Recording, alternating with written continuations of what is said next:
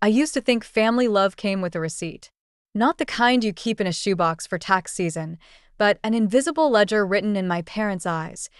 Every bedtime story, every dance recital ticket, every grocery bill, tallied, dated, and stamped owed. Hey everyone! Welcome to HerFlare, where real stories of women's strength and resilience come alive. Today's story: my parents made me sign a contract to repay my childhood. Let's begin.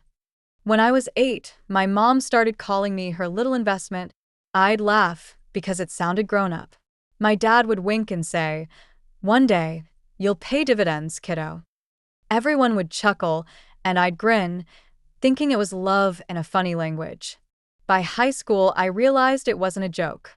My parents kept a literal spreadsheet: tuition, braces, summer camp, gas money, all listed under AITA expenses. When I asked why, Dad said, "So you'll appreciate what things cost." At 17, I got my first job at a coffee shop. They made me hand over every paycheck. "We'll hold it for you," Mom promised. "It'll build character." I never saw a dollar of it again. College was supposed to be my escape. I'd earned a partial scholarship, but Dad insisted I live at home to save costs. Every semester, he made me show receipts, track mileage, and justify any expense. I thought it was just their way of staying involved, overbearing but protective. Then came graduation. I walked across the stage believing the future was mine. A week later, over dinner, Dad slid a white folder across the table. "Congratulations, Ava," he said. "You're officially an adult. It's time we formalize a few things." Inside was a typed document titled Parental Reimbursement Agreement. 10 neat pages. I skimmed it, thinking it was some kind of joke or symbolic rite of passage. It wasn't. Each page listed investments they'd made since my birth: medical bills, school fees, housing support, even emotional labor. At the bottom was a total that could have bought a small condo. There was a signature line waiting for me. "You can pay us back over 10 years, Dad said, calm and matter of fact. "Interest-free, of course. We're not monsters." My fork clattered onto the plate. "You're serious?" Mom folded her napkin, avoiding my eyes. "You always said you wanted to be independent. This is part of that. We're teaching you responsibility." "Responsibility?" My voice cracked. "You're charging me for being your kid." Dad's tone hardened. "You owe us for everything we sacrificed. We could have traveled, upgraded the house, lived more easily. Instead, we poured it into you. That deserves acknowledgement." The room spun. I wanted to scream, to laugh, to run. Instead, I just nodded, numb. "Can I think about it?" "You can sign it tonight," he said. "Or pack your things." Mom whispered, "It's just paperwork, honey. Don't make this ugly." I signed. My hands shook so badly that the pen tore the page. That night, I lay awake replaying every favor, every guilt-dipped compliment. "We do everything for you. You'll thank us someday." Maybe this was the someday. In the months that followed, life turned into a quiet transaction. I moved into a tiny apartment 5 blocks away to prove I could budget responsibly. Every month, I transferred a payment to my parents, half my paycheck disappearing before rent. Mom texted reminders like invoices. "Don't forget this month's payment, red heart. Love you." I'd stare at those hearts and wonder if love was just another line item. My friends didn't understand. "That's insane," Jade said, slamming her drink down one night. "They can't legally make you pay that." "It's not about legal," I told her. "It's about guilt." When the contract wasn't hanging over me, the silence was worse. Phone calls became performance reviews, Dad asking about raises, Mom hinting at my attitude. If I missed a payment, they'd freeze me out. Thanksgiving came and went without an invitation. By the time I turned 26, I'd paid off almost half. My spreadsheet matched theirs now. It was like sharing a heartbeat with something that wanted me smaller. Still, I couldn't hate them outright. They'd worked hard, sacrificed, believed in discipline. They'd just built their love on debt, and I'd learned to live inside that math. Everything began to shift on a humid July morning. My boss called me into her office, shut the door, and said, "Ava, we're promoting you." It was more money, more responsibility, freedom, theoretically. But all I could think was, Dad's going to raise the payments. That night, I called him to share the news. "Wow," he said. "Proud of you. You'll be able to knock out the rest faster now." There it was. "I'm proud of you because you earned it. You can pay us sooner." Something inside me cracked, a hairline fracture that had been forming for years. I said nothing, just hung up, and for the first time, didn't send the monthly transfer. The next morning, my phone lit up with missed calls, then texts. "Dad, are you short this month?" "Mom, please don't make this difficult. We trusted you." I ignored them. For 2 days, the world stayed mercifully quiet. Then Dad showed up at my work. He stood in the lobby, crisp suit, expression like marble. My coworkers froze. "We need to talk," he said. In the parking lot, he handed me a printed notice. "Payment default notification." "Are you kidding me?" I hissed. "You're bringing this to my job?" "You left me no choice," he said. "You agreed. You don't get to walk away because your feelings are hurt." People were watching. My chest burned with humiliation. "I didn't agree," I snapped. "You cornered me into it." His voice dropped, dangerous and calm. "Then you're saying we raised an ungrateful liar." The air between us went razor thin. "No," I said quietly. "You raised someone who finally understands the price of love." He stared at me for a long moment, jaw working, then turned and left. The paper fluttered from his hand, landing at my feet. I didn't pick it up. That night, I found the original contract tucked in my filing cabinet, folded and yellowing at the edges. I unfolded it carefully, reading each line like it were written in another language. Emotional labor, parental guidance, room and board. Every phrase sounded colder now. My fingers trembled. I reached for a lighter from the kitchen drawer, but stopped. Burning it would make me the villain they already believed I was. Instead, I took a deep breath, tore the contract in half, then quarters, then smaller still, until all that remained were snowflakes of paper drifting into the trash. It didn't feel like victory. It felt like grief. Still, when I looked around my tiny apartment, cluttered, quiet, undeniably mine, I realized something. I wasn't owned anymore. I sat on the floor amid the torn pieces, heart pounding, tears drying into salt on my cheeks. For the first time in years, there was no balance due. Only silence. And finally, space to breathe. After I tore the contract, the apartment felt lighter. Not peaceful yet, more like the moment a storm ends and the air still vibrates from thunder, but lighter. For a week, I avoided my phone. I worked, came home and watched old sitcoms on mute. My mind kept replaying the sound of the paper ripping, the final tear like a gunshot that ended a war I hadn't realized was over. Then Mom showed up. It was Saturday morning. I'd just brewed coffee when I heard the soft knock, the kind that belongs to someone who used to have a key. I opened the door, and there she was, hair neat, eyes red, clutching a manila envelope. "Can I come in?" she asked. I hesitated, then stepped aside. The smell of her perfume, powder, and nostalgia filled the small space. "I know your father's been intense," she started, setting the envelope on the counter. "He just wants respect for what we gave you." "Respect or repayment?" I asked. Her mouth tightened. "He feels disrespected, Ava. You signed that contract." I was 22 and terrified. She looked down, twisting her wedding ring. "We thought we were teaching you responsibility. By turning my childhood into a bill?" Her eyes glistened. "We didn't know how else to keep you close." That sentence landed heavier than any accusation. I realized then that control had always been their language for love. She slid the envelope toward me.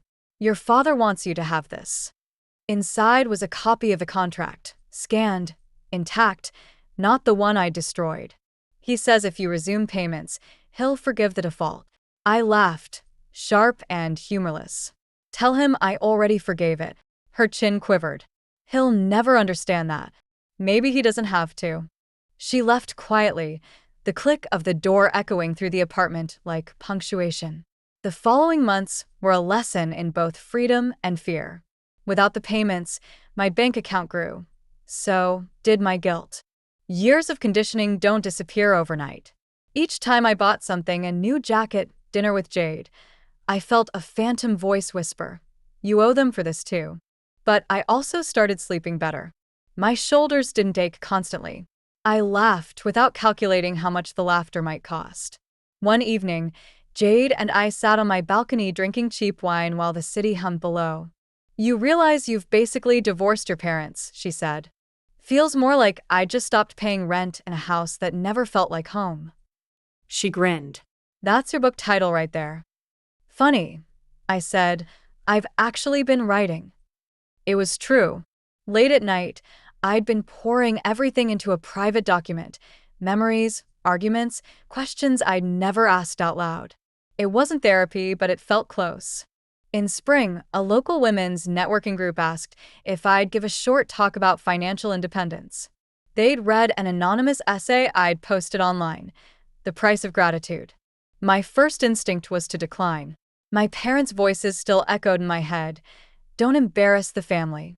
But then I remembered how small I'd felt every time I stayed silent. I agreed. The night of the event, I wore the navy blazer again. My palms were slick with sweat as I waited backstage, listening to the hum of conversation beyond the curtain. When my name was called, I stepped into the light. The podium microphone picked up my heartbeat. "I used to believe debt was proof of love," I began. "That if someone gave you life, you owed them for it forever. I don't believe that anymore." The room went still. I told them about the contract, not the details, just the feeling of living under one. I talked about boundaries disguised as gratitude, about how hard it is to say no when you've been raised to say thank you. When I finished, the applause felt like air rushing back into lungs I hadn't realized were empty. Afterward, women lined up to hug me, whispering, "Me too." I walked home through warm night air, lightheaded from connection. For the first time, my story belonged to me. But peace rarely arrives uncontested. A week later, my father emailed me a single line, "You've humiliated us publicly." I stared at the screen, pulse drumming. Underneath his anger, I saw something else: fear. He'd lost his leverage. I replied, simply, "Telling the truth isn't humiliation. It's healing." He didn't answer. Summer came. My article was shared widely online. People called it brave. I didn't feel brave, just tired. Still, the attention brought invitations: panels, podcasts, and workshops. Each one a little louder than the last. I moved to a new apartment across town. Bigger windows, softer light. When the lease paperwork arrived, I caught myself scanning for hidden strings. There were none. Signing it felt like reclaiming a word I'd been taught to fear. That night, I called Mom. She answered on the second ring, tentative. "Ava." "Hi, Mom. I wanted you to know I moved." A pause. "That's good. A fresh start." "I'd like you to visit sometime," I said. "No conditions." Her breath hitched. "Your father wouldn't come." "Then come alone." Another pause, long enough for traffic noise to fade behind her voice. "Maybe I will." It wasn't reconciliation yet, but it was something softer, like the first green shoot after winter. Weeks later, she did visit. She brought cookies, asked about my work, and complimented the view. We didn't talk about money. For once, our conversation had no ledger underneath. Before leaving, she hugged me. Her voice was muffled against my shoulder.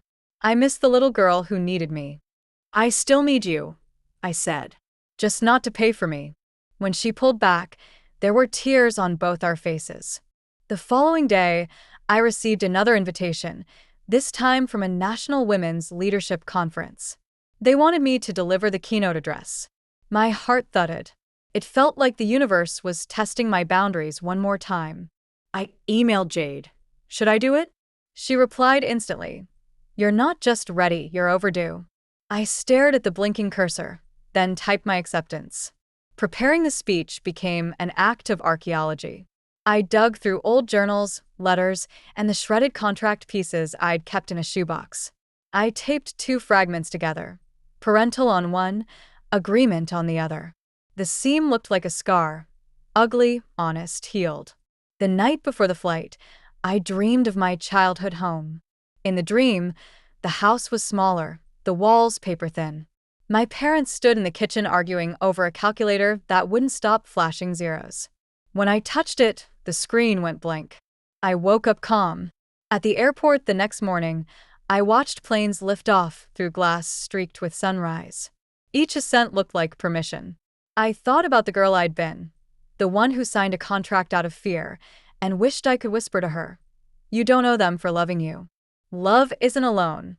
When my boarding call sounded, I closed my notebook, took a deep breath, and stepped forward. I didn't know what the conference would bring. I didn't know if my parents would ever truly forgive or understand. But for the first time in my life, I wasn't chasing their approval. I was walking toward my own. And that, I realized, was the only repayment that ever mattered. The conference hotel smelled of polished wood and expensive nerves. Every woman I passed in the lobby clutched a notebook or a phone like armor. I should have been terrified, but the fear that once ruled me had burned out long ago, replaced by a steadier flame. Purpose. I checked into my room, dropped my suitcase, and stood by the window. 30 stories below, the city glittered like a motherboard, tiny lights, endless connections. Somewhere down there, my younger self was still walking home from her first job, counting tips, praying her parents would be proud. I wanted to tell that girl she'd make it here, that pride would eventually belong to her alone. That evening, the organizers held a welcome dinner. I listened to stories of women who'd clawed their way through glass ceilings, laughing louder than their fear. One asked what my talk was about. "Debt," I said, smiling. "The kind you can't pay back with money." At dawn, I woke to rain tapping the window, soft, rhythmic, patient. I brewed coffee and read through my speech one last time. The first line stared up at me. "We all inherit something from our families. Some get heirlooms. Some have expectations." I exhaled slowly. It was ready. I was ready. Backstage, the murmur of the crowd sounded like ocean waves. The event director adjusted my mic. "Big room," she whispered. "Full house." When the announcer said my name, the applause hit like sunlight. I stepped out, heels echoing on the wooden stage, and for a heartbeat, everything went still. The hush before truth. "I used to believe gratitude meant silence," I began. My voice trembled but held. "That if someone gives you life, you owe them that life in return."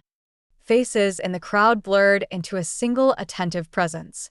I told them about the contract, not every figure, just the feeling. The way paper can weigh more than guilt, the way love can hide inside control until you can't tell them apart. My parents taught me to say thank you before I could say no. For years, I thought those words were twins. You couldn't have one without the other. Then I learned that no is also a kind of gratitude. It says, "Thank you for what you gave me, but I need to grow beyond it." A ripple of recognition moved through the room. I saw women nodding, a few wiping eyes. "Freedom isn't rebellion," I said. "It's returning to yourself without asking permission." Silence, then applause, small at first, then rolling, thunderous. I felt my knees weaken, not from fear, but release. When it ended, people stood, clapping until I laughed through tears. I didn't bow. I just placed my hand over my heart and mouthed, "Thank you." After the applause, backstage, Jade, who had flown in secretly, wrapped me in a hug that nearly knocked the mic pack off my waist. "You did it," she said into my hair. We spent the afternoon answering messages. Clips of the talk were already spreading online, hashtags, quotes, reactions. By evening, my phone was a storm of notifications. In my hotel room, I finally silenced it and let the quiet settle. Rain streaked the glass, neon reflected like watercolor. I ordered room service, curled up on the bed, and breathed. For once, success didn't feel like proving something. It felt like belonging to myself. Then came the knock. A bellhop handed me a small envelope. No return address, my name written in my father's blocky handwriting. I stared at it for a long time before tearing the seal. Inside lay a folded sheet of paper, creased but intact. My chest tightened. It was the contract. The same font, The same signatures, only now a single word stretched across the front in thick black ink. Void. Beneath it, a short note. Love isn't alone. It took us too long to understand that. We're sorry, Dad and Mom. I sank onto the bed, the paper trembling in my hands. Tears came, quiet and clean. I wasn't crying for the apology. I was crying for all the years we'd spoken the wrong language. Forgiveness didn't rush in like fireworks. It came like dawn, slow, inevitable, gentle. I texted Jade a photo of the voided page. She replied, "Told you the universe pays its debts." Over the next week, interviews and invitations poured in. Magazines called it the speech that redefined parental boundaries. A podcast host asked if I'd share more of my story. On the flight home, I wrote notes for that episode, not to relive pain, but to map the road out of it. When the podcast aired a month later, it hit 1 million views in 2 days. Messages flooded my inbox, people who'd been financially trapped by family, who'd mistaken control for care. I spent nights reading them, whispering back through the screen, "You're allowed to start over." 1 year later, I turned 30 surrounded by people I'd chosen, friends, colleagues, a few strangers who had become family. We rented a small restaurant with brick walls and string lights that made everything glow like possibility. Halfway through dinner, Jade clinked her glass. "Speech," she shouted. Everyone cheered. I laughed, stood, and lifted my drink. "A year ago," I said, "I thought freedom meant walking away. Turns out it's about walking towards something, yourself." Applause, laughter, hugs. Later that night, when the party thinned, my phone buzzed. A message from Mom. "Happy birthday. Your father says hello. We listened to your podcast." You sounded happy. I stared at the words, heart quiet. Then I typed back, "I am. Thank you." That was all. No guilt, no balance sheet. Just truth. Sometimes, when I clean my apartment, I find the envelope tucked inside a drawer. I keep it not as proof of pain, but of transformation. The word void reminds me that even the deepest debts can be erased, not by repayment, but by release. Love, I've learned, is not a contract. It's a choice renewed every day, freely given, freely kept. And if my story has taught me anything, it's this. We don't owe the people who raised us our freedom. We owe ourselves the courage to claim it. Thanks for watching HerFlare, where every story is a spark of courage. Subscribe for more stories of strength, healing, and finding your voice.